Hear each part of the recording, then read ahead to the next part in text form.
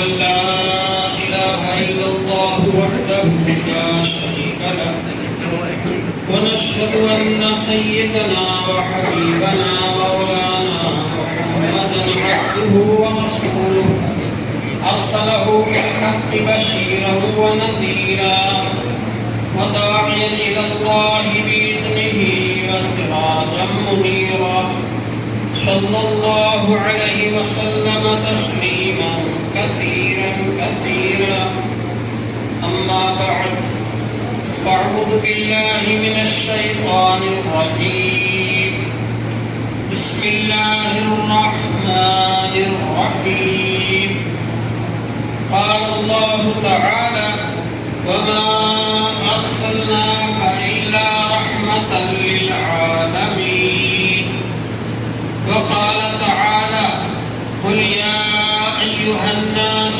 إني رسول الله إليكم جميعا. محترم حضرات، یہ ہم سب کی بڑی خوش قسمتی ہے کہ اللہ جل شانہ نے ہم کو یہ ربیع الاول کا مہینہ اور یہ 12 تاریخ کا دن عطا فرمایا، میسر فرمایا ہماری زندگی کے اندر، اس کو ہمارے لیے آسان فرمایا کہ ہم اس دن کو دیکھیں. حضور پاک صلی اللہ علیہ وآلہ وسلم کی تشریف آوری سے پہلے دنیا کے اندر کمزور لوگوں پر بڑا ظلم و ستم کیا جاتا تھا، غریبوں پر بڑا ظلم و ستم کیا جاتا تھا، غلاموں کے ساتھ میں بہت برا سلوک کیا جاتا تھا، عورتوں کے ساتھ میں بہت برا سلوک کیا جاتا تھا، لڑکیوں کو پیدا ہوتے ہی زندہ دفن کر دیا جاتا تھا، غلاموں کے ساتھ جانوروں سے زیادہ بدتر سلوک کیا جاتا تھا، ان کی طاقت سے زیادہ کام لیا جاتا تھا، ان کو مارا جاتا تھا، پیٹا جاتا تھا، کھانے کو نہیں دیا جاتا تھا اور بہت تکلیفیں دی جاتی تھی غلاموں. اور حضور پاک صلی اللہ علیہ وآلہ وسلم کے تشریف لانے سے پہلے دنیا کے اندر بہت زیادہ بے حیائی اور بدکاری پھیلی ہوئی تھی. مکے کے لوگ مجلسوں کے اندر ننگے بیٹھے رہا کرتے تھے، ننگے خانہ کعبہ کا طواف کرتے تھے، چھوٹی چھوٹی باتوں پر 100 سال 50 سال تک جنگیں ہوتی تھی، صرف اتنی سی بات پر کہ پانی پینے میں تیرا گھوڑا آگے کیوں بڑھ گیا، تیرا اونٹ آگے کیوں بڑھ گیا. 100 سال 50 سال تک جنگیں ہوتی تھی. اور جب مرتے تھے تو یہ وصیت کر کے مرتے تھے کہ جنگ بند مت کرنا، جنگ جاری رکھنا ہمارے مرنے کے بعد. زناکاری درجے عام تھی کہ لوگ شاعری کے اندر اس کا ذکر کرتے تھے اور مشاعرے ہوتے تھے، اس پر فخر کے ساتھ بیان کیا جاتا تھا. یہ سب کچھ بے حیائی بدکاری عرب کے اندر پھیلی ہوئی تھی. لکھنا پڑھنا بالکل نہیں جانتے تھے. کل 16-17 آدمی پورے عرب میں لکھنا پڑھنا جانتے تھے. مکہ شریف میں 5-6 آدمی لکھنا پڑھنا جانتے تھے. اتنا زیادہ جہالت عام تھی. ہمارے یہاں کوئی کتنا ہی بڑا جاہل ہو، اگر اس سے کہہ دو کہ تم جاہل ہو تو آستین چڑھا لے گا، اچھا اس کو جاہل کہتے ہو. لیکن ان لوگوں کا یہ حال تھا کہ وہ جہالت پر فخر کیا کرتے تھے. عرب کا ایک شاعر کہتا ہے الا لا يجهل احد علينا فنجهل فوق جهل الجاهلين. ہم سے بڑا جاہل کوئی نہیں ہو سکتا. اگر کوئی ہم سے بڑی جہالت بتلائے گا ہم اس سے بھی بڑی جہالت بتلائیں گے. جہالت پر وہ لوگ فخر کیا کرتے تھے، نادانی پر فخر کیا کرتے تھے. ان کے پاس کوئی تہذیب نہیں تھی، ان کے پاس کوئی تمدن نہیں تھا، ان کے پاس کوئی حکومت نہیں تھی، ان کے اوپر کوئی حکومت کرنے کو بھی تیار نہیں. قبائلی نظام تھا، ہر قبیلے کا الگ الگ سردار ہوتا تھا اور ایک قبیلے کے دوسرے قبیلے سے معاہدے ہوتے تھے. ان حالات کے اندر اللہ جل شانہ نے حضور پاک صلی اللہ علیہ وآلہ وسلم کو مکہ مکرمہ میں پیدا فرمایا اور آپ کے خود کے حال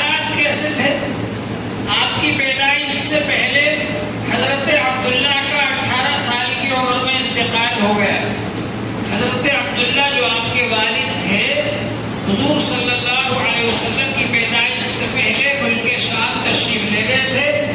واپسی میں مدینے کے قریب ابا ایک جگہ ہے، وہاں ان کا انتقال ہو گیا اور وہیں دفن کر دیا گیا.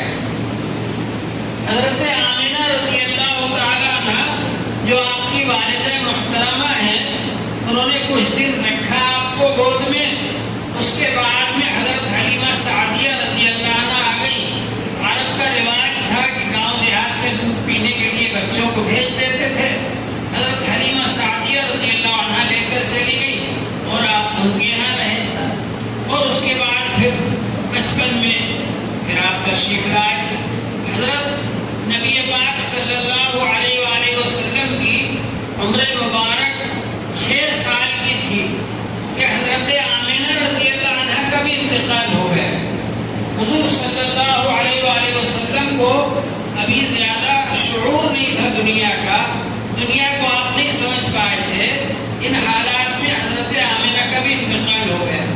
6 سال کی عمر کیا ہوتی ہے؟ حضور صلی اللہ علیہ وسلم قبر پر بیٹھے ہوئے ہیں، سب لوگ دفن کر کے چلے گئے. راستے میں یاد آئی گھر وہ بچہ تو ساتھ آیا نہیں. جا کر دیکھا تو آپ قبر پر بیٹھے ہوئے ہیں اور یہ کہہ رہے ہیں امی جان گھر چلو نا. گھر کیوں نہیں چلتی ہو؟ آپ کو معلوم نہیں ہے کہ میرا آپ کے علاوہ کوئی اور نہیں. تو حضور پاک صلی اللہ علیہ وآلہ وسلم کی والدہ محترمہ کی وفات ہو گئی اس وقت جبکہ حضور صلی اللہ علیہ وسلم کی عمر مبارک 6 سال. دادا محترم نے عبد المطلب نے آپ کی پرورش فرمائی، لیکن آپ کی عمر ابھی 8 سال کی تھی کہ دادا کا بھی انتقال ہو گیا. دادا قوم کے سردار تھے. جب مسند بچھائی جاتی تھی، تخت بچھایا جاتا تھا اور اس پر وہ بیٹھتے تھے سردار کی حیثیت سے، تو اس تخت پر کسی اور کا بیٹھنا عرب لوگ برا سمجھتے تھے. لیکن حضور صلی اللہ علیہ وسلم چھوٹے تھے اور دادا کی محبت میں جا کر اس تخت پر بیٹھ جاتے تھے. اگر کوئی منع کرتا تھا تو آپ کے دادا کہتے تھے نہیں، اس بچے کو تو میرے ساتھ بیٹھتے. حضور پاک صلی اللہ علیہ وآلہ وسلم 8 سال کی عمر میں دادا کی محبت سے بھی محروم ہو گئے. دادا کا بھی انتقال ہو گیا. فرماتے مجھے اتنا یاد ہے کہ دادا کے جنازے کے پیچھے پیچھے میں روتا ہوا دوڑ رہا. اب اس کے بعد میں آپ کے چچا ہیں ابو طالب. ابو طالب حضرت عبداللہ آپ کے والد صاحب اور ابو طالب یہ دونوں ایک ہی ماں سے تھے. اور دوسرے چچا جو تھے ابو لہب وغیرہ وہ لوگ ان کی ماں ہے. تو عبد المطلب نے انتقال کے وقت اس یتیم بچے کو ابو طالب کے سپرد کیا اور کہا ابو طالب اس یتیم بچے کی پرورش کرنا، اس کا پورا خیال رکھنا. ابو طالب نے حالانکہ ان کے بھی بہت سارے بچے تھے، لیکن ان سب بچوں سے زیادہ انہوں نے حضور صلی اللہ علیہ وسلم کا خیال رکھا، حضور صلی اللہ علیہ وسلم سے محبت کی. حتیٰ کہ سوتے تھے تو حضور پاک صلی اللہ علیہ وسلم کو ساتھ لے کر سوتے، اور سفر میں جاتے تھے کہ حضور صلی اللہ علیہ وسلم کو ساتھ لے کر جاتے، ہر وقت ساتھ رکھتے. اور سب بچوں کو، اپنے بچوں کو حضور صلی اللہ علیہ وسلم کے ادب احترام اور ان کی خدمت کی تلقین فرماتے رہتے تھے. بہرحال حضرت ابو طالب جو ہیں ان کے بارے میں ایک میں آپ کے ذہن میں یہ بات صاف کر دوں کہ بعض لوگوں نے ان کے بارے میں یہ کہا ہے کہ وہ ایمان نہیں لائے اور ایک روایت بھی بنا کر کے بڑی کتاب میں ٹھونس دی اور اس کی سند بھی بنا دی. جبکہ اس کی سند میں 2 راوی تو ایسے ہیں جو اس وقت تھے ہی نہیں، بعد میں آئے. ایک تو مسلمان نہیں ہوئے تو ایک پیدا ہی نہیں ہوئے. ایسے 2 راوی اس روایت میں موجود ہیں جو اس وقت تھے ہی نہیں، اور اس روایت کے ساتھ 2 آیتیں بھی ملا دی. ان میں سے ایک آیت تو نازل ہی نہیں ہوئی تھی اس وقت، بہت بعد میں نازل ہوئی جنگ تبوک کے موقع پر. اور ایک آیت ابو طالب کی وفات سے 6 سال پہلے نازل ہو چکی تھی. اور ان دونوں آیتوں کو اس حدیث کو بنا کر اس کے ساتھ میں جوڑ دیا کہ ابو طالب انتقال کے وقت مسلمان نہیں ہوئے. حضور صلی اللہ علیہ وسلم نے ان کو فرمایا نہیں پڑا اور اس حالت میں انتقال ہو گیا. یہ غلط روایت ہے. علامہ شبلی نعمانی رحمۃ اللہ علیہ نے سیرت النبی جو لکھی ہے اس کی پہلی جلد کے اندر انہوں نے دوسری روایت کو ترجیح دی ہے جس میں یہ موجود ہے کہ حضرت عباس رضی اللہ عنہ بھی وہاں موجود تھے. انہوں نے دیکھا کہ ابو طالب کے ہونٹ ہل رہے ہیں. انہوں نے کان لگایا تو سنا کہ وہ کلمہ پڑھ رہے ہیں اور ان کے جو اشعار ہیں ابو طالب کے بہت سارے اشعار ہیں. اگر میں آپ کو سناؤں تو اس میں بہت سارا وقت ہو جائے. ابو طالب کے اشعار سے معلوم ہوتا ہے ان اشعار میں اللہ کا بھی ذکر ہے, حضرت محمد صلی اللہ علیہ وسلم کا بھی ذکر ہے. جب کفار مکہ حضور صلی اللہ علیہ وسلم کی شان میں گستاخی کرتے تھے اور آپ کے خلاف اشعار بنا بنا کر پیش کرتے تھے, اس وقت ابو طالب آپ کی شان میں, آپ کی تعریف میں نعتیں بناتے تھے اور اشعار بنا کر کے پیش کرتے اور لوگوں کو سناتے تھے. تو ابو طالب کے بارے میں یہ کہنا کہ وہ مسلمان نہیں ہوئے یہ بہت بڑی غلطی ہے. ابو طالب نے حضور صلی اللہ علیہ وسلم کو نہ صرف بھتیجے کی حیثیت سے بلکہ ایک رسول ہونے کی حیثیت سے اپنی گود میں رکھا, اپنے گھر میں رکھا. اور حتیٰ کہ تنہا ابو طالب تھے کہ سارے عرب کے لوگ ایک طرف, بڑے بڑے سردار ایک طرف, ابو طالب ایک طرف. جب بھی وہ لوگ آتے تکلیف پہنچانے کے لیے آپ سیدھا سپر ہو جاتے, میدان میں جاتے کہ میرے بھتیجے سے تو کچھ نہیں کر سکتے. اور ابو طالب کے گھر میں ہی دین کا مرکز تھا جہاں سے دین کی دعوت دی جاتی تھی. ابو طالب نے ہی دین کی حمایت کی, ابو طالب نے ہی دین کا فیور کیا اور دین کی دعوت ان کے ذریعے ہی چلی. کفار مکہ کو سب سے زیادہ تکلیف یہ تھی کہ یہ آدمی کیوں بیچ میں آ جاتا ہے. ہم جب دین کے کام کو مٹانا چاہتے ہیں, حضور صلی اللہ علیہ وسلم کو تکلیف پہنچانا چاہتے ہیں, یہ آدمی بیچ میں آ جاتا ہے. اس کی وجہ سے ہم کچھ نہیں کر پاتے. اس کی وجہ سے, اس تکلیف کی وجہ سے, اس بغض کی وجہ سے بعد کے لوگوں نے حضرت ابو طالب کے خلاف ایسی جھوٹی باتیں بنا کر ان کو بڑی بڑی کتابوں میں ڈال دیا تاکہ لوگ اس کو صحیح سمجھیں اور یہ سمجھیں کہ ابو طالب تو مسلمان ہی نہیں ہوئے تھے.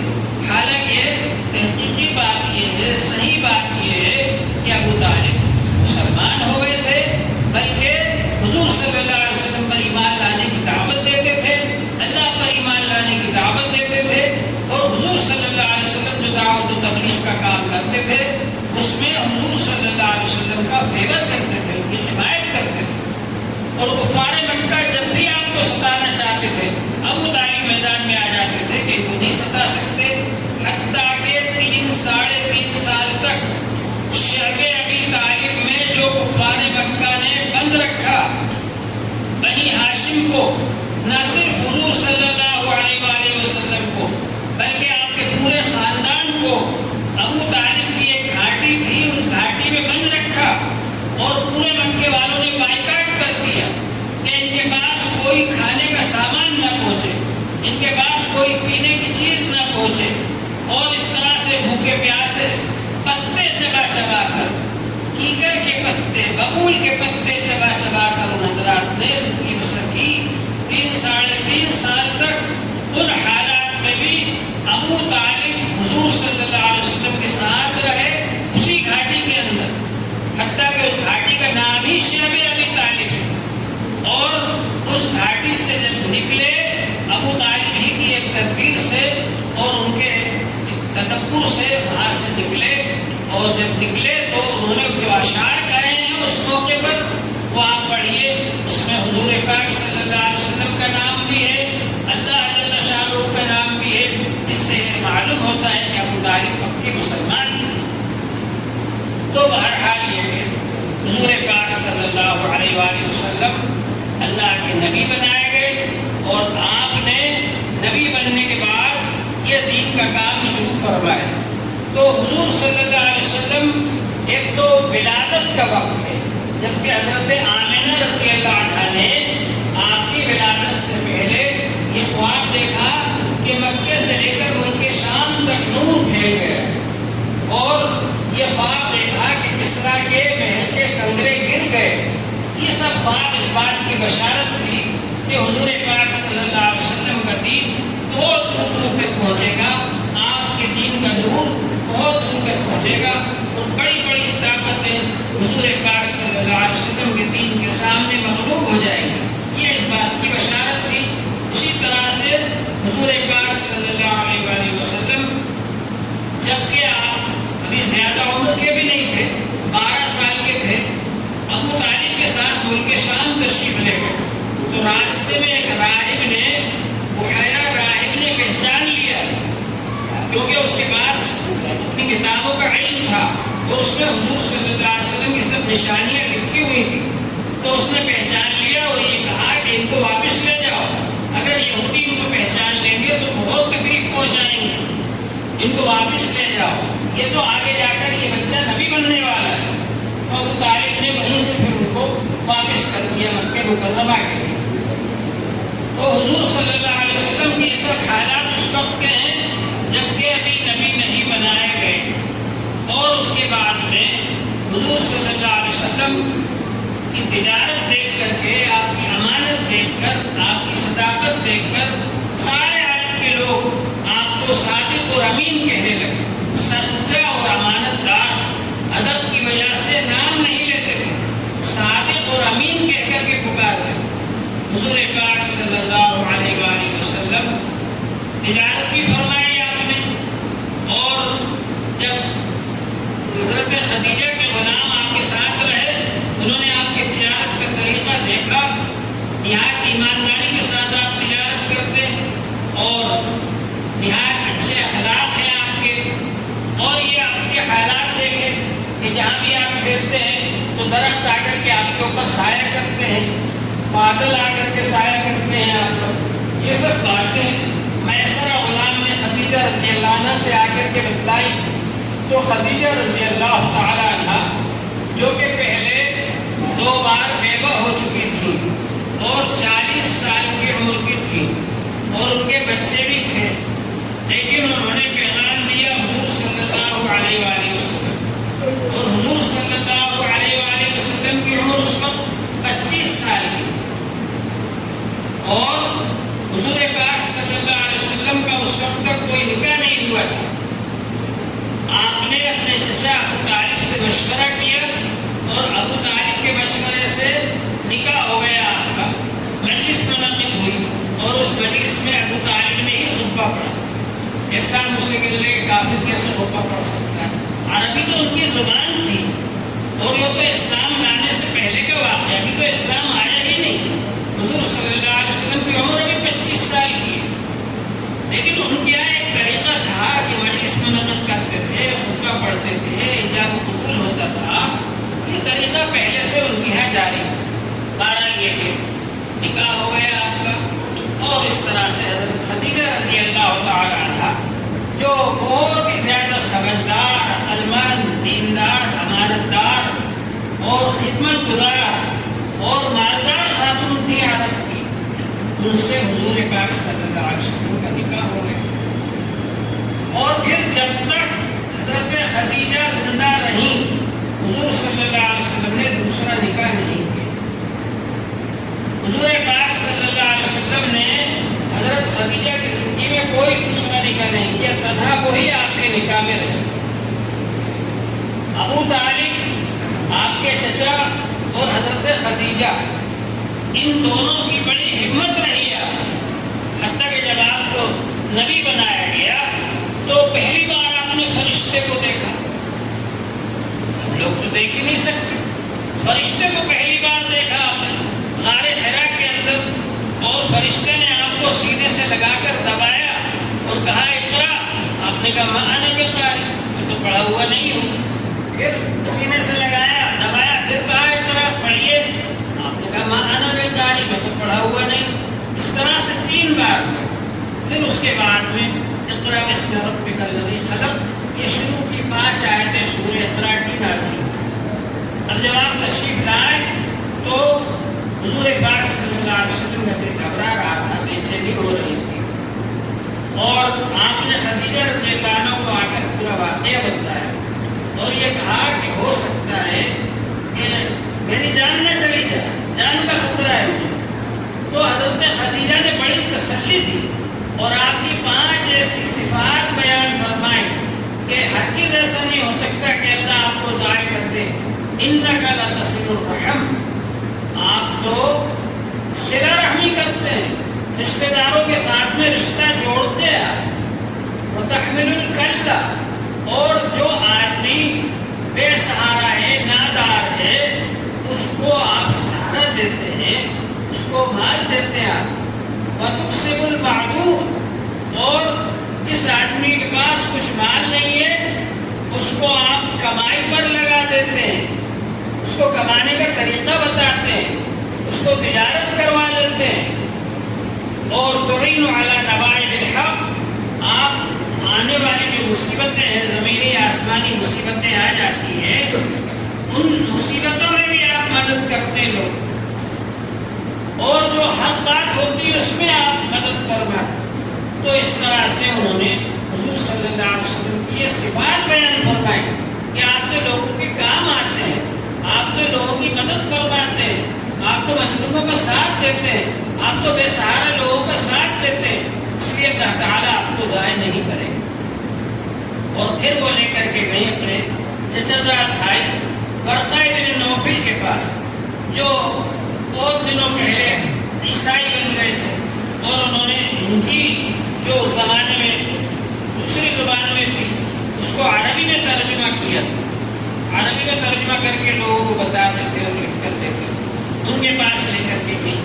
انہوں نے جب یہ بات سنی تو یہ کہا یہ وہی فرشتہ ہے جو حضرت موسیٰ علیہ السلام کے پاس آتا تھا اور حضرت عیسیٰ علیہ السلام کے پاس آتا تھا. اور ورقہ بن نوفل نے کہا کہ ایک زمانہ آئے گا کہ آپ کے قوم آپ کو مکے سے نکال دے گی. کاش کہ میں اس وقت طاقتور ہوتا، اور اگر میں اس وقت تک زندہ رہا تو میں آپ کی مدد کروں گا. لیکن کچھ دنوں کے بعد بہرحال پھر اس کے بعد آپ تشریف لائے. انہوں نے آپ کو تسلی دی. تو حضور پاک صلی اللہ علیہ وسلم کو 40 سال کی عمر میں نبی بنایا. اس سے پہلے 35 سال کی عمر میں ایک واقعہ اور سنا ہوا کہ عرب کے لوگ خانہ کعبہ کو تعمیر کر رہے تھے، اور خانہ کعبہ کو جب تعمیر کر رہے تھے تو اس موقع پر حجر اسود کو رکھنے کے بارے میں جھگڑا ہو گیا. ہر قبیلہ، ہر خاندان یہ چاہتا تھا ہم رکھیں حجر اسود کو اس کی جگہ پر. جھگڑا ہو گیا.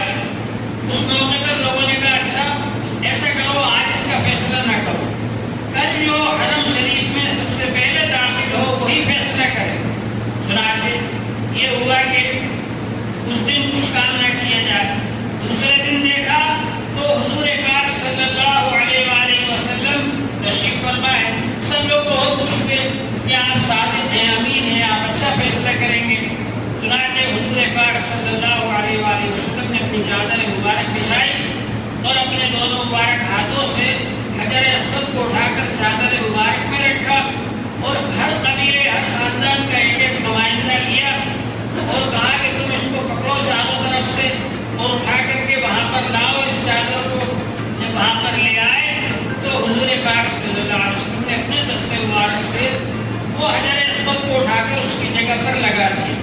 تو اس طرح سے بہت بڑا جھگڑا ٹل گیا، ورنہ بہت بڑا جھگڑا ہو سکتا. تو سب لوگوں نے حضور پاک صلی اللہ علیہ وآلہ وسلم کو اپنا جج مان لیا، اپنا حکم مان لیا، اپنا فیصل مان لیا.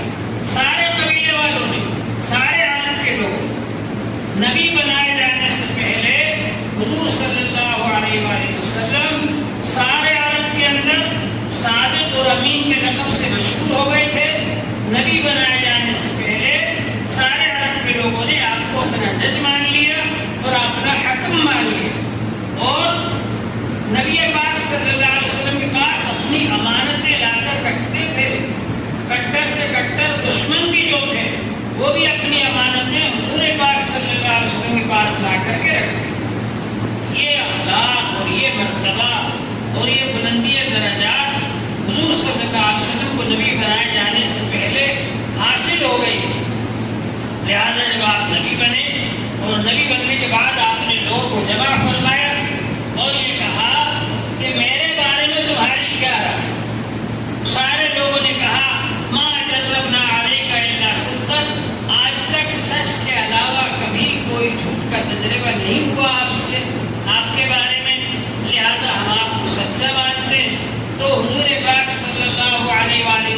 فرمایا جس طرح سے میں یہ صفا پہاڑی پر کھڑا ہوں اور پہاڑی کے ادھر کا بھی مجھے نظر آ رہا ہے اور ادھر کا بھی نظر آ رہا ہے، تو جس طرح سے اگر میں کہوں کہ اس پہاڑی کے پیچھے ایک لشکر چھپا ہوا ہے، وہ تمہارے اوپر حملہ آور ہونے والا ہے، تم کیا اس بات کو سچ جانو گے؟ سب نے کہا بالکل سچ جانیں گے۔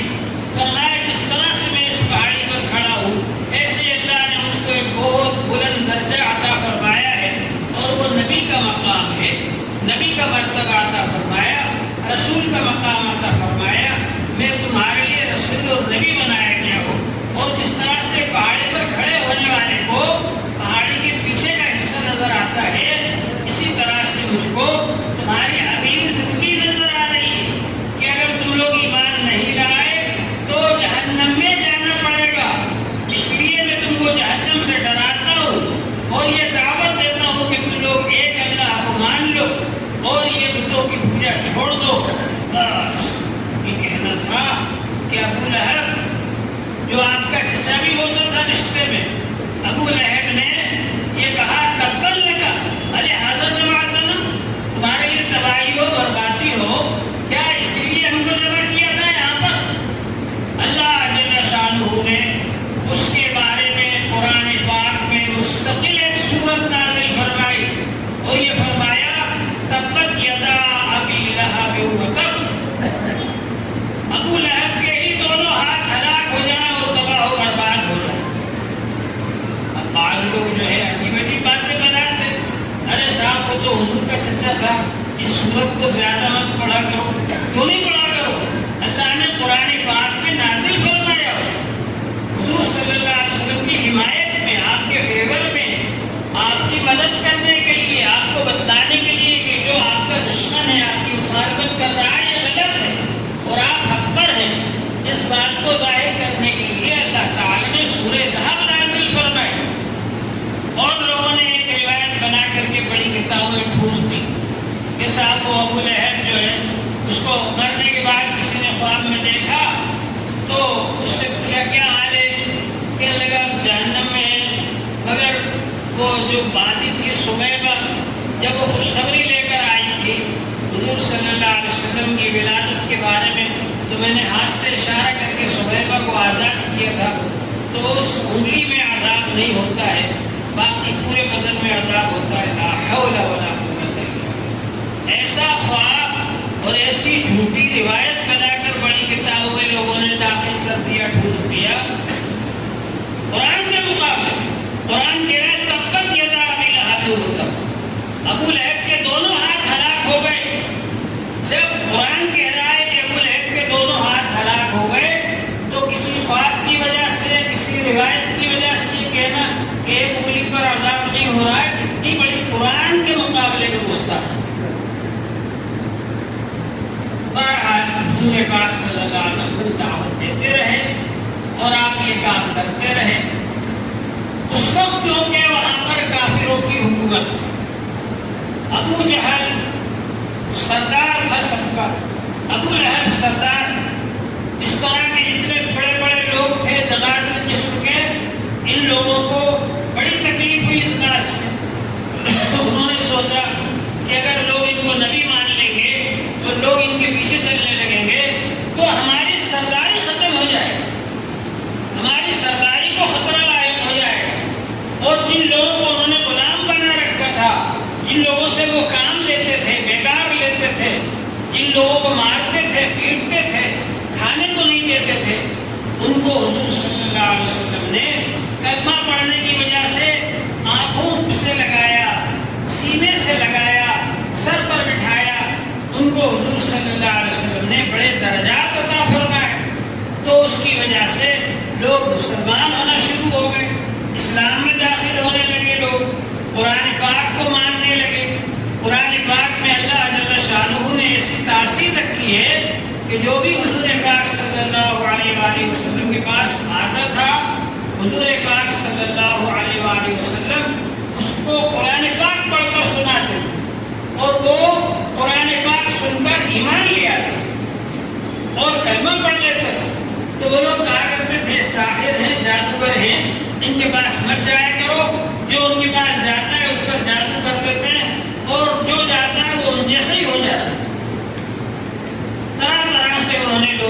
روکنے کی کوشش کی. کبھی کہتے کہ یہ کاہن ہے، غیب کی باتیں بتاتے ہیں، حالانکہ کاہن تو اپنی طرف سے باتیں بتاتا ہے اور کاہن کی 99% باتیں جھوٹی ہوتی ہیں، اور نبی اللہ کی طرف سے باتیں بتاتے ہیں اور وحی کے ذریعے بتاتے ہیں. اللہ تعالی شاہ نے جو بات ان کو وحی کی بتائی ہے، غیب کی بتائی ہے، اس کو بتاتے ہیں اور وہ باتیں 100% سچ ہوتی ہیں. تو بہرحال وہ اس طرح سے پروپیگنڈا کرتے تھے حضور پاک صلی اللہ علیہ وآلہ وسلم کے خلاف. یہ حضور صلی اللہ علیہ وسلم کے خلاف پروپیگنڈا کوئی یہ نیا کام نہیں ہے، یہ اس زمانے میں بھی ہوتا تھا اور بہت زیادہ ہوتا تھا. لیکن اس زمانے میں اگر کافر لوگ غلط پروپیگنڈا کرتے تھے حضور صلی اللہ علیہ وسلم کی شان میں، گستاخی کرتے تھے، تو صحابہ اکرام حضور صلی اللہ علیہ وسلم کی شان بیان کرتے تھے، تعریفیں کرتے تھے، نعتیں سناتے تھے اور حضور صلی اللہ علیہ وسلم کے اوصاف اور کمالات اور صفات کو بیان کرتے تھے، تاکہ سب لوگوں کو معلوم ہو جائے کہ کافروں کی باتیں جھوٹی ہیں اور حضور صلی اللہ علیہ وسلم کی باتیں سچی ہیں. آج اس زمانے میں جو حضور صلی اللہ علیہ وسلم کی گستاخی کرنے والے ہیں وہ تو خوب پروپیگنڈا کر رہے ہیں، لیکن ہم لوگ خاموش بیٹھے ہوئے، ان کا میڈیا چاروں طرف پھیل رہا ہے اور حضور صلی اللہ علیہ وسلم کی شان میں گستاخی کر رہے ہیں، آپ کے بارے میں غلط سلط باتیں بیان کر رہے ہیں. اور ہم لوگوں کا حال یہ ہے کہ ہم حضور صلی اللہ علیہ وسلم کی صفات کو بیان نہیں کرتے، ہم حضور صلی اللہ علیہ وسلم کے کمالات کو بیان نہیں کرتے، ہم حضور صلی اللہ علیہ وسلم کے اخلاق کو بیان نہیں کرتے. لوگوں کو پتہ نہیں. ہمارے پڑوس میں اگر کوئی غیر مسلم رہتا ہے اس کو بھی ہم نہیں بتاتے کہ ہم نبی صلی اللہ علیہ وسلم کو مانتے ہیں اور ان کے ایسے ایسے کمالات ہیں اور اسی شان والے آدمی ہیں، ان کو ہم نہیں بتاتے. تو اس کا نتیجہ ہے کہ ان لوگوں کا پروپیگنڈا بہت زیادہ بڑھ جاتا ہے اور ہم لوگ جب بعد میں بات کہتے ہیں تو ہماری بات میں وزن نہیں رہتا، ہماری بات کو لوگ سنتے نہیں، کیونکہ پہلے ان لوگوں نے اپنی غلط باتیں پھیلا دی. اس لیے ضرورت اس بات کی ہے کہ ہم لوگ حضور صلی اللہ علیہ وسلم کے بارے میں آپ کی سیرت پاک، آپ کے اخلاق، آپ کے اعمال، آپ کی صفات کو لوگوں کے سامنے بیانات کرتے رہے، بتاتے رہے لوگوں کو کہ حضور صلی اللہ علیہ وسلم کتنے کمال والے تھے.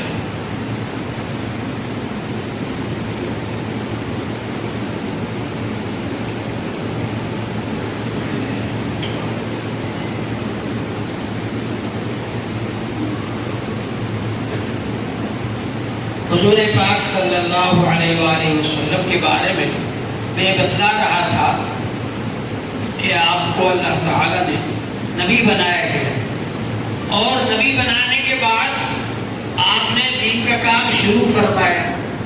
صحابہ کرام جو آپ پر ایمان لائے ان کو آپ تعلیم بھی دیتے تھے، ان کی تربیت بھی فرماتے تھے، ان کی اصلاح بھی فرماتے تھے اور لوگوں کو دین کی دعوت بھی دیتے تھے. اور اس وقت کیونکہ حرم شریف کے اندر آپ کو آنے سے روکتے تھے لوگ، لہذا آپ نے دار ارقم کو مرکز بنایا. حضرت ارقم رضی اللہ تعالیٰ عنہ کا جو گھر تھا اس میں وہ 40-50 صحابہ جو مسلمان ہو گئے تھے وہ رہا کرتے تھے اور وہیں پر آپ ان کو تعلیم دیا کرتے تھے. اس کے بعد حضرت عمر رضی اللہ تعالیٰ عنہ جب مسلمان ہو گئے تو حضرت عمر رضی اللہ عنہ نے کہا کہ اب ہم یہاں دار ارقم میں نماز نہیں پڑھیں گے، حرم شریف میں ہی جا کر کے ہم نماز پڑھیں گے، اور اب کسی کی ہمت نہیں کہ ہم کو روک کر دکھائے. بہرحال پھر حرم شریف میں نماز شروع ہو گئی. تو اس طرح سے یہ سب سلسلہ چلتا رہا حتیٰ کہ 13 سال تک مکے والے ان مسلمانوں کو مارتے رہے، حضور پاک صلی اللہ علیہ وسلم کو تکلیفیں پہنچاتے رہے. مکے والے ابو طالب کے پاس آئے اور ان سے کہا کہ تمہارے بھتیجے کو سمجھاؤ، اگر تم نہیں سمجھاؤ گے تو پھر ہم تمہارا کوئی خیال نہیں کریں گے، ہم جو چاہیں گے کریں گے. ابو طالب فکر مند ہو گئے.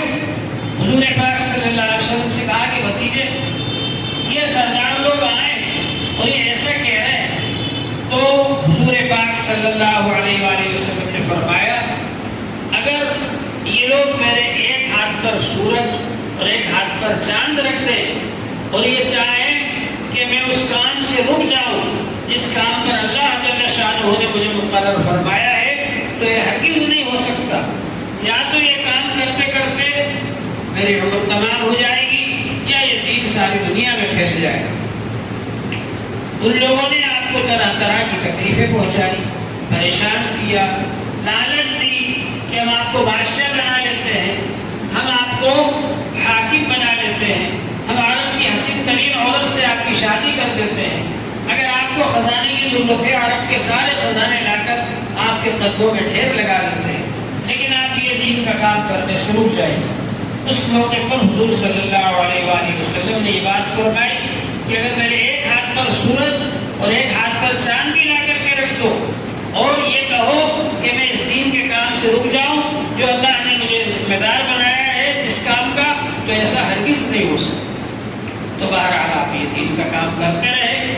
جب انہوں نے دیکھا کہ ان کو نہیں روک سکتے، اب شیب ابی طالب کے اندر بھی قید رکھا 3-3.5 سال، اس کے بعد بھی آپ اپنا کام کرتے رہے، تو اب انہوں نے یہ سوچا کہ اب ایک آخری حربہ اختیار کیا ہو، اور وہ آخری حربہ کیا ہے کہ ان لوگوں نے یہ اعلان کر دیا کہ جو شخص نبی صلی اللہ علیہ وسلم کا سر قلم کر کے لائے گا اس کو 100 اونٹ انعام میں دیے جائے۔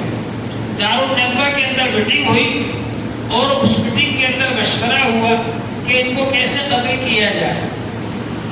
ابو طالب کا بھی شیب ابی طالب سے نکلنے کے بعد انتقال ہو چکا تھا، حضرت خدیجہ رضی اللہ عنہ کا بھی انتقال ہو چکا تھا۔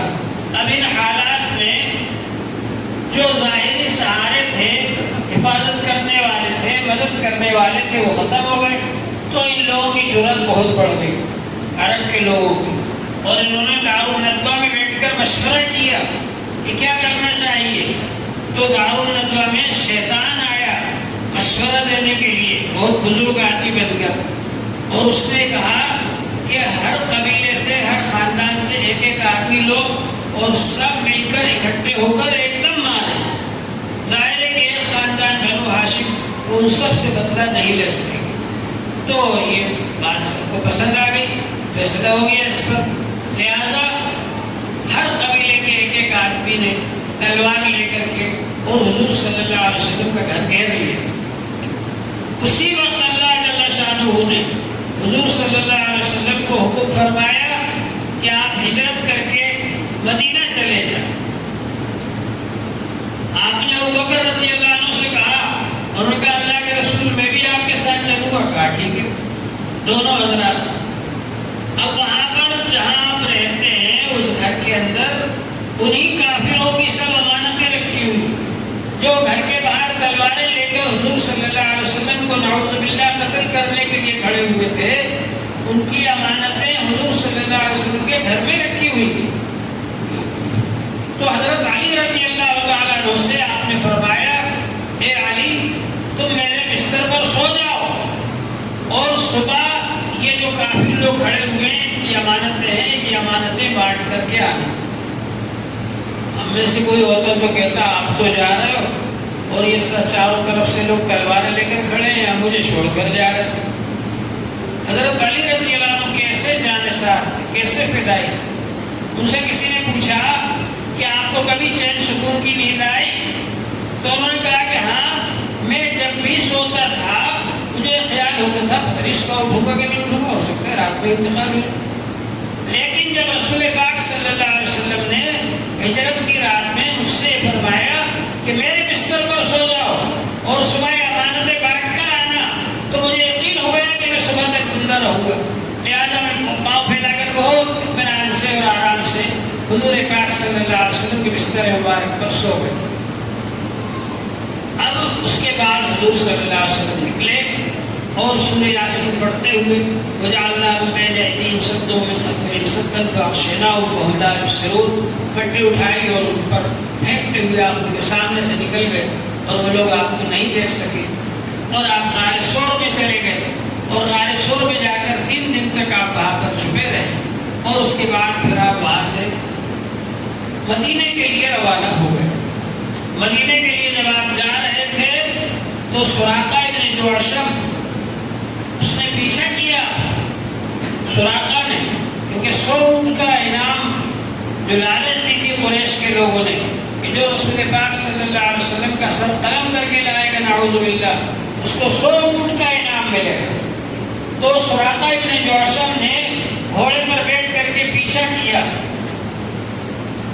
جب وہ قریب آیا تو اس کا گھوڑا زمین میں دھس گیا, وہ گر گیا نیچے. پھر اٹھا گھوڑے کو نکالا اور پھر اس کے بعد میں پھر آگے بڑھا. پھر جب گھوڑے پر بیٹھا پھر دھس گیا زمین. اس طرح سے 3 بار ہوا. جب 3 بار ایسا ہوا تو سراقہ کو یقین ہو گیا کہ میں ان کو کوئی نقصان نہیں پہنچا سکتا. اس لیے اس نے کہا اب میں ان کو نقصان پہنچانے کے لیے نہیں جا رہا بلکہ معافی مانگنے کے لیے آگے جا رہا.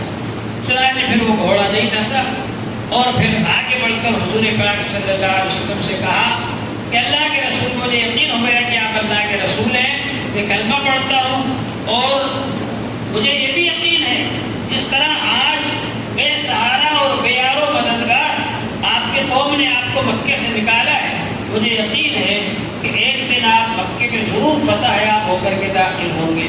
لہذا آپ مجھے امن نامہ لکھ دیجیے کہ جب آپ مکہ مکرمہ کو فتح کریں اور یہاں پر امیر اور حاکم بن کر کے آئیں تو اس وقت آج کے دن کی مجھے سزا نہ دیجیے.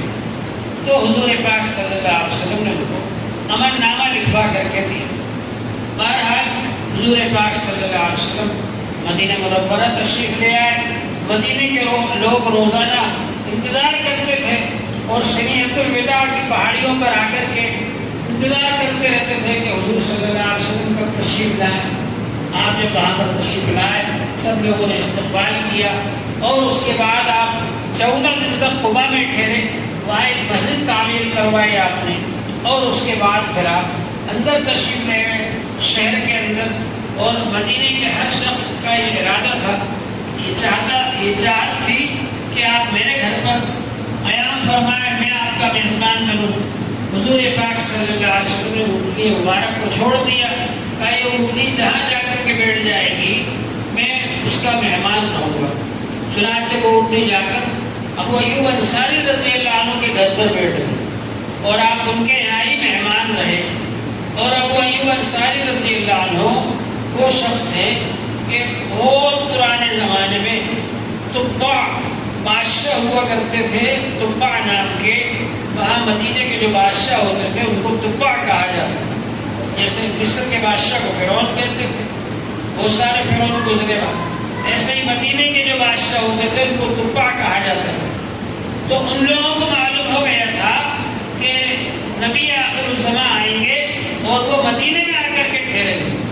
تو تبع بادشاہ جو اس زمانے میں تھے پرانے زمانے میں انہوں نے وصیت نامہ لکھا تھا کہ ہمارے خاندان کے جو بھی لوگ اس زمانے میں موجود ہوں وہ نبی آخر الزماں صلی اللہ علیہ وسلم کو اپنے گھر میں ٹھہرا اور ان کی میزبانی کریں. چنانچہ ابو ایوب انصاری رضی اللہ تعالیٰ عنہ جو ہیں وہ اسی خاندان میں سے تھے اور انہوں نے میزبانی کی حضور پاک صلی اللہ علیہ وآلہ وسلم کی. آپ نے ان کے یہاں قیام فرمایا اور پھر مسجد نبوی تعمیر فرمائی آپ نے. اور پھر اس کے بعد میں مدینے کا ایک ماحول بن گیا اور مدینے کے اندر حضور صلی اللہ علیہ وآلہ وسلم نے سب کو جوڑ کر کے ایک کر لیا. مدینے کے رہنے والے اوس اور خزرج یہ 2 قبیلے تھے عرب کے, یہ بھی آپس میں لڑتے رہتے تھے. ان کو بھی حضور صلی اللہ علیہ وسلم نے آپس میں جوڑ دیا اور ملا دیا. جو مہاجرین آئے تھے اور جو انصار تھے, مہاجرین اور انصار کے درمیان مواخات قائم فرمائی. مواخات کے معنی بھائی چارہ, ایک مہاجر ایک انصاری ان کو آپس میں بھائی بنا دیا, ایک مہاجر ایک انصاری ان کو آپس میں بھائی بنا دیا. تو انصاری صحابی اپنے مہاجر بھائی کو لے کر گئے اور کہا یہ جو مکان ہے اس میں سے آدھا تمہارا آدھا میرا, یہ جو دکان ہے اس میں سے آدھی میری آدھی تمہاری, یہ جو کھیتی ہے اس میں سے آدھی تمہاری آدھی میری. حتیٰ کہ اگر کسی کے پاس 2 بیویاں تھی تو انہوں نے کہا جس کو تم پسند کرو گے میں طلاق دے دوں گا, تم نکاح کر لینا بعد میں گزرنے کے بعد. لیکن وہ بھی صحابہ تھے, وہ تو اللہ کے لیے ہجرت کر کے گئے تھے، اپنا سب کچھ مال مکے میں چھوڑ کر گئے تھے، ان کے دل میں کوئی حرص نہیں تھی مال و دولت کی، انہوں نے کہا یہ سب تم کو مبارک، ہمیں تو بازار کا راستہ بتا دو، ہم تجارت کریں گے، اللہ برکت دے۔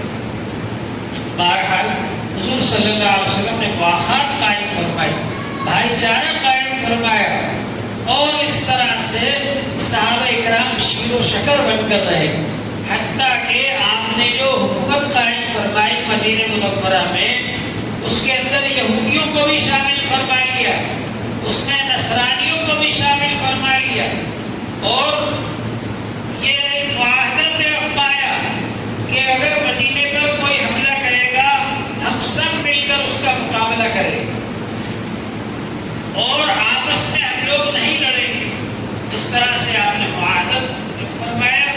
میثاق مدینہ جس کو کہا جاتا ہے، اس میثاق مدینہ کے اندر تقریباً 50 دفعات ہیں جن سے کہ مدینہ کی حکومت تشکیل پاتی ہے، مدینہ کی حکومت بنتی ہے، اور اس طرح سے حضور پاک صلی اللہ علیہ وسلم نے مدینہ منورہ کے اندر پہلی اسلامی جمہوری حکومت قائم فرمائی۔ اس سے پہلے لوگ جبر و ظلم کے ذریعے سے حکومت کیا کرتے تھے۔ عرب کے اندر تو جو خاندان میں برادری میں جو چودھری ہوتے تھے ان کی حکومت چلا کرتی تھی، جیسے یہاں بھی کچھ دنوں پہلے تک ہر برادری کے الگ الگ چودھری ہوتے تھے اور ان کی حکومت چلا کرتی تھی، جب تک وہ نہیں آ جائے تو کھانے میں کوئی کھانا شروع نہیں کر سکتا، وہ بہت ساری چیزیں تھیں۔ بہرحال یہ کہ عرب کے اندر قبائلی نظام تھا، خاندانی حکومتیں تھیں، جو خاندان تھے ان کے جو چودھری تھے ان کی حکومتیں تھیں، اور ایران میں اور روم میں شاہی حکومت تھی، بادشاہی حکومتیں تھیں۔ اسلام نے آ کر کے سب سے پہلی اسلامی جمہوری حکومت قائم فرمائی۔ اس جمہوری حکومت کے اندر حضور پاک صلی اللہ علیہ وآلہ وسلم نے عدل و انصاف کا نظام قائم فرمایا، ایسا انصاف قائم کیا کہ جو بھی چوری کرے اس کے ہاتھ کاٹ دیے جائیں، جو زنا کرے اس کو سنسار کر دیا جائے، اگر کوئی شخص کسی کو قتل کر دے اس کے بدلے میں اس کو قتل کر دیا جائے۔ یہ جو سزائیں آپ نے رکھی یہ اس لیے رکھی تاکہ امن و امان قائم ہو جائے۔ شاہ فیصل صاحب جو امریکہ گئے تو وہاں کے لوگوں نے ان سے کہا کہ صاحب آپ کی اتنی سخت سزائیں دی جاتی ہیں، تو انہوں نے کہا تمہارے یہاں کتنی چوری ہوتی؟ تو انہوں نے بتایا کہ ایک دن میں اتنے 1000 چوریاں ہوتی۔ تو انہوں نے فرمایا ہمارے یہاں 10 سال میں ایک چوری ہوئی تھی، ہم نے ہاتھ کاٹ دیا تھا، اس کے بعد سے ابھی تک چوری نہیں ہوئی۔ تو جب اسلامی نظام قائم ہوتا ہے، عدل و انصاف قائم ہوتا ہے، تو اس کی وجہ سے امن و امان قائم ہوتا ہے۔ آج ہر آدمی یہ کہتا ہے امن ہونا چاہیے، امن ہونا چاہیے۔ عدل و انصاف جب ہوگا تو امن و امان بھی ہوگا۔ حضور پاک صلی اللہ علیہ وآلہ وسلم نے غلامی کے نظام کو ختم فرمایا۔ جو لوگوں کو غلام بنا رکھا تھا ان کو پریشان کیا جاتا تھا، آپ نے منع کیا اور یہ فرمایا کہ غلاموں کو نہ مارو، غلاموں کو وہی کھلاؤ جو تم کھاتے ہو، غلاموں کو وہی پہناؤ جو تم پہنتے ہو، غلاموں کے ساتھ اچھا سلوک کرو، ان کی طاقت سے زیادہ ان سے کام نہ لو۔ حضور پاک صلی اللہ علیہ وآلہ وسلم نے عورتوں کے ساتھ حسن سلوک کرنے کا حکم دیا اور فرمایا استوصوا بالنساء خیرا، عورتوں کے ساتھ اچھا سلوک کرنے کی وصیت حاصل کر لو۔ اس سے پہلے یہ حال تھا کہ حضور پاک صلی اللہ علیہ وسلم کی تشریف آوری سے پہلے لڑکیوں کو زندہ دفن کر دیا جاتا تھا۔ حضور صلی اللہ علیہ وآلہ وسلم نے لڑکیوں کے زندہ دفن کرنے کو منع فرما دیا۔ حضور پاک صلی اللہ علیہ وسلم نے ارشاد فرمایا الجنت تحت اقدام الامہات، جنت پاؤں کے قدموں کے نیچے ہے۔ حضور پاک صلی اللہ علیہ وسلم نے بیوی کے حقوق بیان فرمائے، ماں کے حقوق بیان فرمائے، بہن کے حقوق بیان فرمائے، بیٹی کے حقوق بیان فرمائے، عورتوں کو اتنا بلند درجہ عطا فرمایا۔ آپ کے آنے سے پہلے یورپ کے اندر ایک مشورہ ہوا، ایک کانفرنس ہوئی اس بارے میں کہ عورتیں ہیں کیا چیز، تو بڑے بڑے فلاسفہ اور سائنسداں اکٹھے ہوئے، اس میں جمع ہوئے اور سب نے سر جوڑ کر مشورہ کیا اور یہ کہا کہ عورت ہے تو جاندار مگر اس کا کوئی حق نہیں ہے، بس وہ صرف اس لیے پیدا ہوئی ہے کہ مرد کی خدمت کرے۔ اسلام نے آ کر کے عورتوں کو حقوق دیے، اسلام نے آ کر کے عورتوں کے ساتھ میں احسان کیا اور ان کو معاشرے کے اندر اونچا مقام عطا فرمایا۔ اسی طرح سے حضور پاک صلی اللہ علیہ وسلم نے مزدوروں کو بڑا مقام دیا، مزدوروں کے بارے میں فرمایا اعطوا الاجیر اجرہ قبل ان یجف عرقہ، مزدور کا پسینہ خشک ہونے سے پہلے مزدوری دے دو۔ اس سے پہلے مزدوروں کا اور سرمایہ داروں کا جھگڑا چلتا رہتا تھا۔ غریبوں کے ساتھ حسن سلوک کرنے کا حکم دیا، زکوٰۃ کو مقرر فرمایا کہ زکوٰۃ ادا کرو۔ جو آدمی مالدار ہے اس کے پاس میں 500 درہم اکٹھے ہو جائیں، 200 درہم، تو 200 درہم میں سے اس کو 2.5% اللہ کے لیے دینا ہے۔ تو یہ مقرر فرمایا آپ نے۔ موجودہ زمانے میں 200 درہم کے تقریباً 42,000 روپے بنتے ہیں، 42,000 روپے میں سے 2.5% آپ کو اللہ کے لیے دینا ہے، 40 روپے پر 1 روپیہ۔ تو یہ آپ نے مقرر فرمایا۔ زکوٰۃ، جب زکوٰۃ دی جائے گی، مالدار آدمی غریبوں کو زکوٰۃ دے گا تو غریبوں کے دل میں مالداروں کی محبت پیدا ہوگی اور یہ جو جھگڑے چلتے ہیں مالداروں کے اور غریبوں کے، یہ ختم ہو جائیں گے۔ تو حضور پاک صلی اللہ علیہ وسلم نے اتنا بہترین نظام قائم فرمایا۔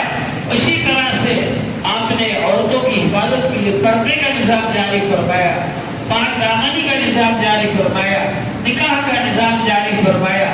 موجودہ زمانے کے اندر جو لوگ اپنے آپ کو تہذیب یافتہ کہتے ہیں، جو لوگ اپنے آپ کو تمدن یافتہ کہتے ہیں، ترقی یافتہ کہتے ہیں، ان کے یہاں اتنی زیادہ بے حیائی اور بدکاری پائی جاتی ہے کہ آپ اس کو سوچ بھی نہیں سکتے۔ عرب کے لوگ مجلسوں میں ننگے بیٹھے رہا کرتے تھے اور خانہ کعبہ کے ننگے طواف کرتے تھے، لیکن وہ اپنے آپ کو جہالت والا کہتے تھے، جاہل کہتے تھے۔ لیکن موجودہ زمانے کے لوگ اپنے آپ کو ترقی یافتہ کہتے ہیں اور تہذیب یافتہ کہتے ہیں، لیکن آپ کو یہ جان کر حیرت ہوگی کہ فرانس کے اندر ایک شہر ایسا ہے جہاں سارے لوگ ننگے رہتے ہیں، مرد و عورت۔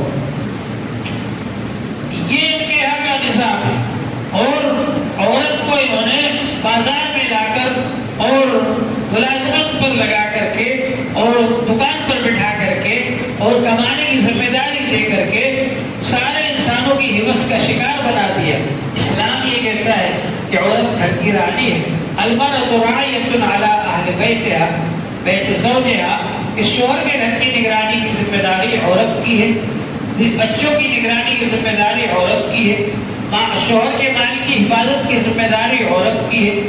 تو گھر کی رانی بنایا اسلام نے اور اس کو یہ ذمہ داری دی مرد کو کہ کما کر لاؤ اور گھر میں لا کر کے خرچ کرو۔ بیوی پر خرچ کرنے کی ذمہ داری شوہر کی ہے اور بیوی کو کمانے کا ذمہ دار نہیں بنایا۔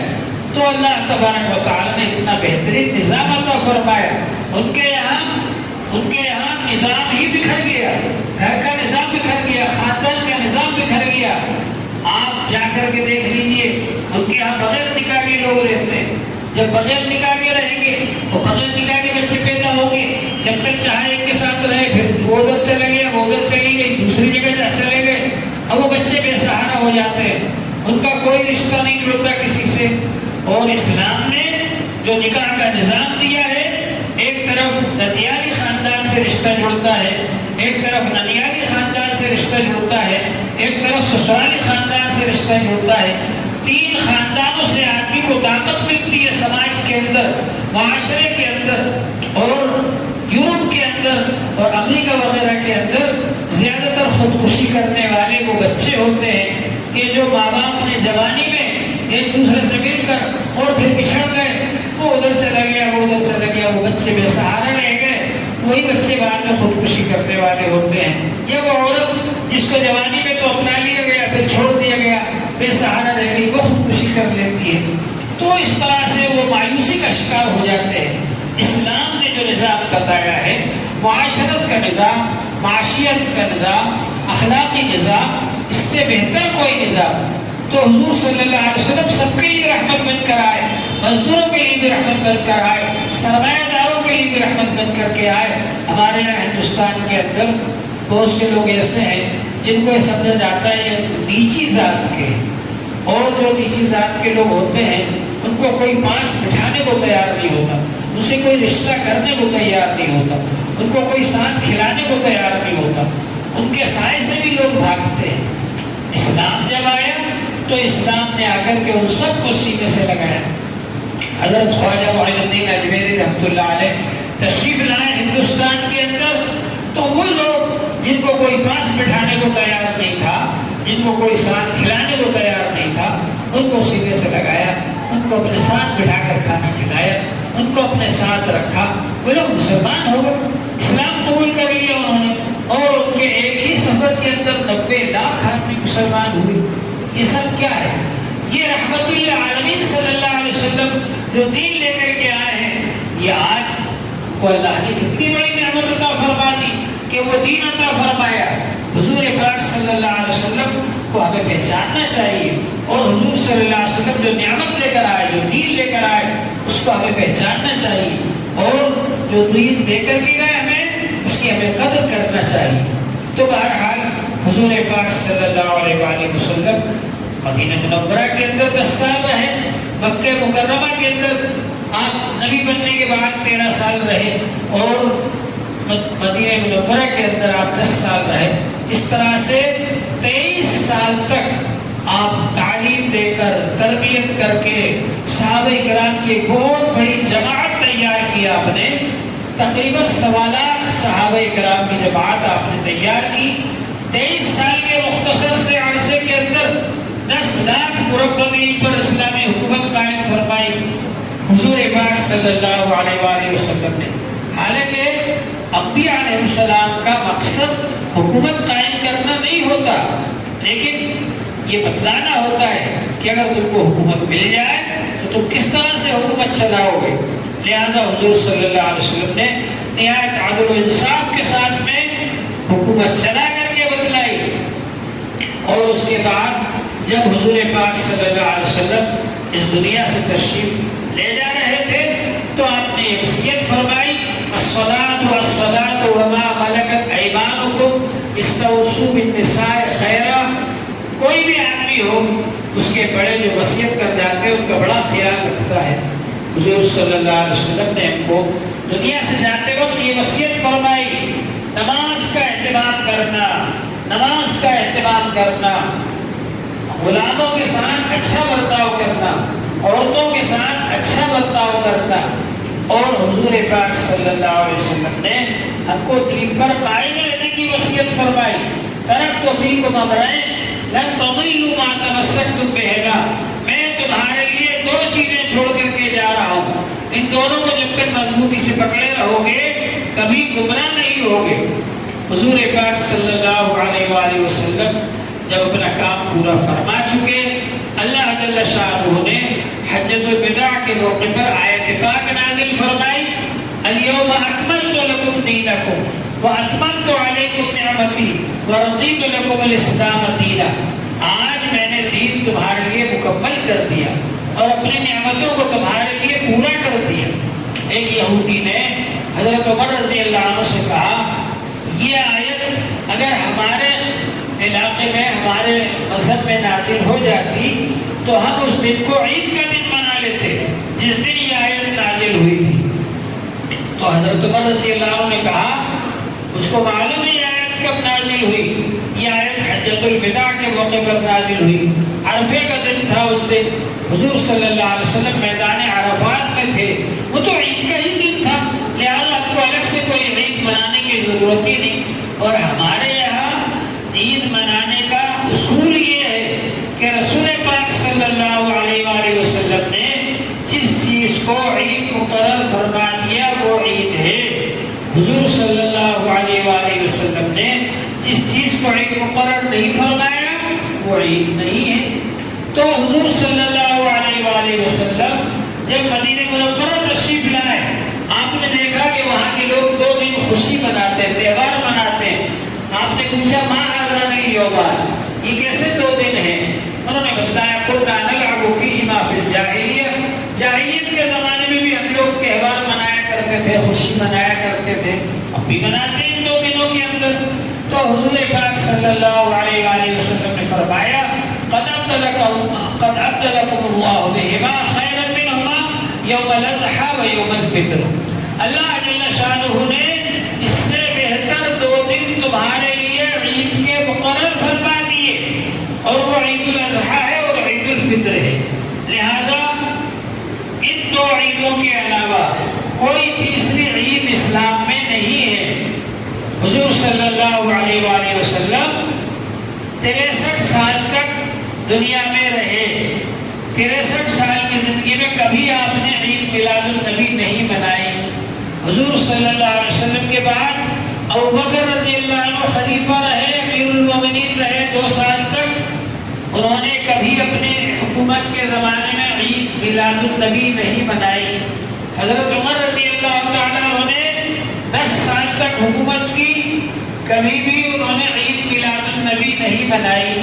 حضرت عثمان رضی اللہ عنہ نے 12 سال تک حکومت کی، کبھی بھی انہوں نے عید میلاد النبی نہیں منائی۔ حضرت علی رضی اللہ تعالیٰ عنہ نے 6 سال تک حکومت کی، کبھی بھی انہوں نے عید میلاد النبی نہیں منائی۔ اس لیے ظاہر ہے کہ جو کام حضور صلی اللہ علیہ وسلم نے نہیں کیا وہ ہم لوگ کیسے کر سکتے؟ حضرت عباد بن ساریہ رضی اللہ تعالیٰ عنہ فرماتے ہیں ایک بار حضور صلی اللہ علیہ وسلم نے ہم کو خطبہ دیا، واعظ فرمایا، نصیحت فرمائی، اور ایسا واعظ فرمایا ذرفت منہ العیون ووجلت منہ القلوب، آنکھوں سے آنسو بہہ پڑے ہمارے اور دلوں میں اللہ کا خوف پیدا ہو گیا، خوف بہت زیادہ بڑھ گیا۔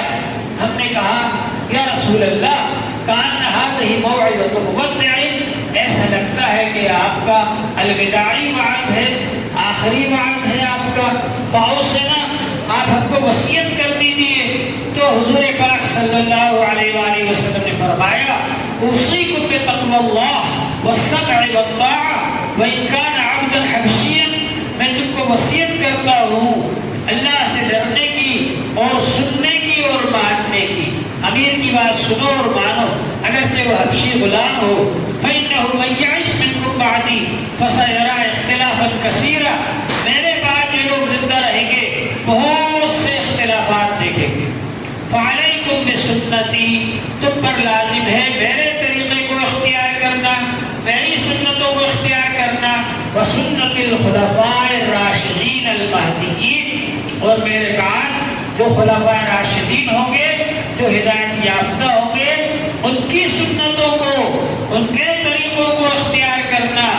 فإنه من يعش منكم بعدي فسيرى اختلافا كثيرا فعليكم بسنتي وسنة الخلفاء الراشدين المهديين وإياكم ومحدثات الأمور، اور نئی نئی پیدا کی جانے والی چیزوں سے بچنا۔ فإن كل محدثة بدعة وكل بدعة ضلالة، کیونکہ ہر نئی پیدا کی جانے والی چیز بدعت ہے اور ہر بدعت گمراہی ہے۔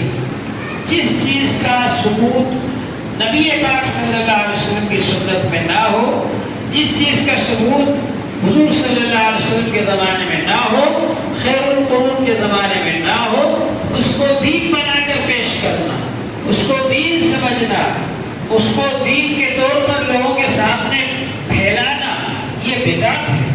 اس سے منع فرمایا حضور پاک صلی اللہ علیہ وآلہ وسلم۔ اب بعض لوگ جو ہے وہ دھوکہ دینے کے لیے سیدھے سادے لوگوں کو کچھ بھی کہتے ہیں، ارے صاحب اگر آپ بدعت کہہ رہے تو پھر یہ موٹر میں بیٹھنے بھی بدعت ہوگی، ریل میں بیٹھنے بھی بدعت ہوگی، ہوائی جہاز میں بیٹھنے بھی بدعت ہوگی۔ ارے بھائی وہ تو دنیا کی چیز ہے، وہ تو دنیا میں نئی چیز بنائی ہے لوگوں نے، وہ دین میں تھوڑی بنایا ہے۔ دین میں اگر کوئی نئی چیز بنائے گا تو وہ ہے بدعت۔ پھر دین میں بھی وہ چیز بدعت ہے جس کی بنیاد حضور صلی اللہ علیہ وسلم کے زمانے میں نہیں تھی، خیر القرون کے زمانے میں نہیں تھی، اور اس کو آپ کرو گے دین بنا کر، وہ بدعت ہے۔ احداث فی الدین بدعت ہے، احداث للدین بدعت نہیں ہے۔ احداث للدین کیا ہے؟ احداث للدین یہ ہے کہ اس کی بنیاد تھی حضور صلی اللہ علیہ وسلم کے زمانے میں، اور اس میں آپ نے زمانے میں صحابہ کرام پڑھتے تھے، علم حاصل کرتے تھے آپ سے. اصحاب صفہ چبوترا تھا، مسجد نبوی میں باہر رہتے تھے، تعلیم حاصل کرتے تھے. وہ صفہ چبوترا ہی آپ کا مدرسہ تھا، وہاں بیٹھ کر کے پڑھاتے تھے. یہ ایک بنیاد موجود ہے. اب مدرسے کی جتنی بھی ترقی ہوگی اس کے لیے کورس مقرر کرنا ہے، دارالقامہ بنانا ہے، مطبخ بنانا ہے، کلاس روم بنانا ہے. یہ سب اسی بنیاد پر ہے جو بنیاد اصحاب صفہ کی حضور صلی اللہ علیہ وسلم نے رکھی تھی. تو یہ احداث للدین ہے، اس کو بدعت نہیں کہہ سکتے. حضور صلی اللہ علیہ وسلم نے صحابہ کی تربیت فرمائی، اصلاح فرمائی، تزکیہ فرمایا، روحانی تعلیم دی ان کو. لہذا اولیاء کرام میں خانقاہ بناتے ہیں اور تسبیحات بتاتے ہیں اور اس کا ایک کورس بناتے ہیں کہ اتنی تسبیح تم پڑھو، اتنی تسبیح تم پڑھو، اتنی تسبیح تم پڑھو. تو یہ بدعت نہیں ہے، اس لیے کہ حضور صلی اللہ علیہ وسلم نے صحابہ کو تسبیح پڑھنا بھی بتایا ہے. حضور صلی اللہ علیہ وسلم نے صحابہ کی اصلاح بھی کی ہے اور ان کو روحانی تعلیم بھی دی ہے. تو خانقاہ بنانا بھی بدعت نہیں ہے. ہاں، احداث فی الدین بدعت ہے، یعنی حضور صلی اللہ علیہ وسلم کے زمانے میں اور خیر القرون کے زمانے میں جو چیز نہیں تھی، اگر اس کو دین بنا کر کے جاری کیا جائے گا، ایجاد کیا جائے گا تو وہ بدعت ہے. اس سے بچنا ضروری ہے. اللہ جل شانہ ہم سب کو اس کی توفیق عطا فرمائے. بھائی، سیرت پاک کا موضوع اتنا بڑا ہے، اتنا لمبا ہے کہ اس پر اگر ایک مہینے تک بھی بیان کیا جائے تو وہ پورا نہیں ہو سکتا. ایک جگہ پہلے میں روزانہ تفسیر بیان کرتا تھا مسجد سبزی فروش شام میں پیر گیٹ پر. 3 سال میں 4 سال میں ماشاء اللہ قرآن پاک پورا ہوا. روزانہ تفسیر بیان کرتا تھا. تو وہاں جب ربیع الاول کا مہینہ آتا تھا تو 10-12 دن تک مسلسل سیرت پاک بیان کرتا تھا. تو سیرت پاک کا موضوع اتنا لمبا ہے کہ اس پر مسلسل بیان کیا جائے تب بھی اس کا حق ادا نہیں ہوتا. بہت سی چیزیں ابھی میں نے جان بوجھ کر چھوڑ دی آپ کے سامنے، اس لیے کہ مختصر وقت کے اندر کچھ خاص باتیں آپ کے سامنے آ جائیں تو انشاءاللہ تعالی کافی ہوگا. پھر اللہ جل شانہ موقع عطا فرمائیں گے تو انشاءاللہ اور زیادہ بیان کیا جائے گا. اصل تو یہ ہے کہ ہم کو اللہ تبارک و تعالی حضور صلی اللہ علیہ وسلم کی زندہ یادگار بنا دے. ہر صحابی صرف سال میں ایک بار حضور کو یاد نہیں کرتے تھے. کبھی انہوں نے عید میلاد النبی نہیں منائی، کبھی انہوں نے 12 وفات نہیں منائی، لیکن ولادت سے لے کر وفات تک حضور صلی اللہ علیہ وسلم کی پوری زندگی ان کی نظر میں تھی. اور ہر صحابی حضور صلی اللہ علیہ وسلم کا ہر عمل یاد رکھتے تھے اور اس کی زندہ یادگار تھے. صحابہ کہتے تھے فلاں صحابی عبداللہ بن مسعود رضی اللہ عنہ حضور صلی اللہ علیہ وسلم کے بہت مشابہ ہیں. حضرت حسن رضی اللہ عنہ حضور صلی اللہ علیہ وسلم کے بہت مشابہ ہیں. حضرت حسین رضی اللہ عنہ حضور صلی اللہ علیہ وسلم کے بہت مشابہ ہیں. یعنی ان کو دیکھ کر حضور صلی اللہ علیہ وسلم کی یاد تازہ ہوتی تھی. ہم لوگ اس بات کی کوشش کریں کہ ہم سنتوں کے بارے میں جو کتابیں لکھی گئی ان کو پڑھیں، جو کتابیں حدیث کے بارے میں لکھی گئی وہ پڑھیں اور کوشش کریں کہ ہماری زندگی میں ہر کام حضور صلی اللہ علیہ وسلم کے طریقے کے مطابق ہو اور ہم خود زندہ یادگار بن جائیں حضور صلی اللہ علیہ وآلہ وسلم کی. اللہ جل شانہ ہم سب کو اس کی توفیق عطا فرمائے. وآخر دعوانا الحمد للہ رب العالمین.